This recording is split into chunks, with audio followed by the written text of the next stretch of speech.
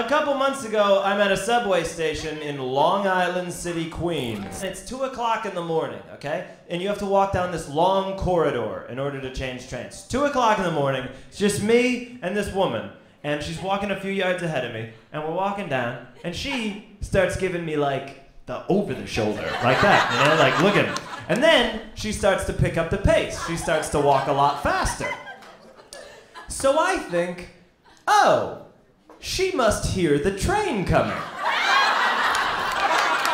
So I start to sprint down the hallway at her, and she looks back and she's like, ah! And then she gives chase, so now we're like booking it down the corridor at 2 o'clock in the morning, and I'm gaining on her. I'm almost at her, and then it dawns on me, oh, she's running from me. Because in her eyes, I'm an adult. Hey everyone, welcome back to our channel. Today we're diving into a deeply personal and transformative journey of one of America's favorite comedians, John Mulaney. Thank you, Seth. Thank you. John Mulaney first burst onto the scene as a writer for Saturday Night Live. I had a very weird job in my mid-20s for about 4.5 years. I was a writer right across the street over at Saturday Night Live. And it was very exciting. Yeah, it was great. I loved it. If you haven't seen the show, you gotta check it out. And quickly became known for his unique storytelling style and impeccable timing. You know, according to the Girl Scouts website, you cannot buy Girl Scout cookies online. Do you know what you can buy online? Everything. You can buy everything online. So in conclusion, Girl Scouts, I don't mean to get on your case, but you should take it as a bad sign that in your entire 93-year history, no one has copied your business model. His specials like New in Town and Kid Gorgeous showcased not just his comedic talent, but also his ability to connect with audiences on a personal level. When I was in grade school, John was grappling with a growing addiction to drugs and alcohol. People meditate to be in the moment, you know, like when people do like mindfulness meditation, it's to be fully present. And like when I was trying to get drugs, I was like, okay, bird, siren off in the distance, bicycle. That's the second time that, like, every single thing. In interviews, he candidly spoke about how he started using substances to cope with the pressures of his career. Drink, smoke weed, and do coke and stuff, and do Ritalin. So that was like, then I could come out of my shell when I was all messed up on that. And I was funny with my friends then, and I started to feel like I am funny and I like this type of thing.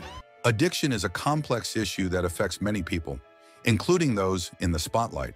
For John, it became increasingly difficult to manage as he rose to fame. It's a mess. They're a mess. Yeah. Life's so hard already. Life's like a table piled high with so much shit, and drugs come in, and drugs you think are going to solve all your problems, and they kick the legs out from under it. Yeah. They're just a mess. They're a disaster. Yeah. They're a disaster. In 2020, he reached a breaking point. I got sober during the pandemic. You got sober during the pandemic? I went to 2 different rehabs. Wow. And by December 2020. In December 2020, Mulaney announced that he had entered rehab for the second time. He had previously sought help in 2005, but found himself battling addiction again after years of sobriety. Then I said, I'll go to rehab, but can I go on Monday? And they said, and this really stuck, this really insulted me. They said, we don't believe you'll go on Monday. Oh, really? Which, that's questioning my character. During his time in rehab, Mulaney focused on therapy and self-reflection. He later shared that this experience helped him understand the root causes of his addiction and how to cope with them healthily. It's the basic problem that with harmful habits, I know that sounds like a corny way to say it, but with things we do to ourselves, we have a morality play about it. You know, like, oh yeah, they took opioids for post-surgery, and then they couldn't, they couldn't stop, and they started lying to their doctor, and it very quickly becomes something got set in motion, but you, the user of the chemical, you're kind of the problem. After spending several months in rehab, John returned to the public eye with a renewed sense of purpose.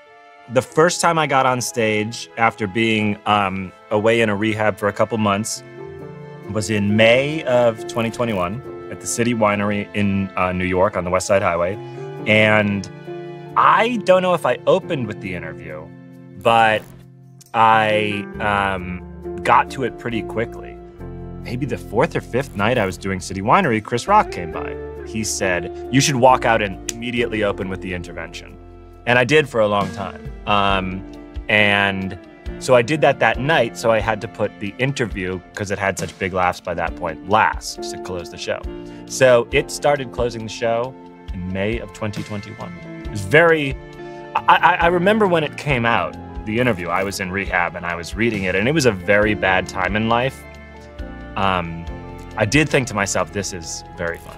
He has been open about his struggles and has used his platform to raise awareness about addiction and mental health. Dude, I had a psychiatrist when I was 17, and he told me, he goes, half of you is this really nice guy who wants to, you know, do the right thing and be a good person. And the other half of you is a gorilla whose sole purpose in life is to destroy the first half. Rehab is a crucial step for many individuals struggling with addiction. It provides a safe space to confront their issues and start the healing process. Your special is so funny. Your drug addiction turned out to be hilarious. It was Yeah, it worked out. The plan worked out well for everyone. I'm very flattered you like it. Thanks for saying that. I really. John's decision to seek help was a brave step towards reclaiming his life. Actually, I had a lot of good, and I had a lot of great moments in treatment. Really did. Had great counselor and great people. But like the actual reason that I wasn't on drugs was because I was in central Pennsylvania living in a hospital. In his latest stand-up specials, Mulaney has incorporated his experiences into his comedy, turning pain into laughter.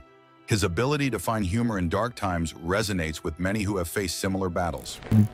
2 months out of rehab, I started doing these shows at City Winery in New York. And I just called it from scratch. And there might have been, I was trying to say like, all of this is new and please come to the shows, but it's going to be rusty and it's going to be all worked out and messy and etc. But the special is called Baby J, which is something I refer to myself as in the special because the people like when 40-year-old men call themselves Baby J.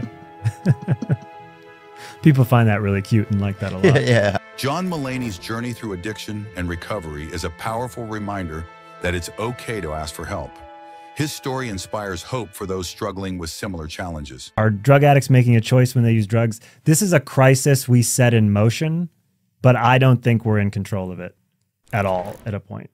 I mean, this is because it's a crisis whose timing you can't control. Like the immediacy of drug addiction, you can't predict. You have no power over once it starts. Addiction is just its own very clever beast. And it comes to you in lots of different forms, and it tells you this isn't like that. You know, we're not doing that. This is something else. So, cautionary tales sometimes can't stand up to a voice in your head. But I'm glad they also serve as a warning to lots of other people. It's very specific and personal how each person gets into it.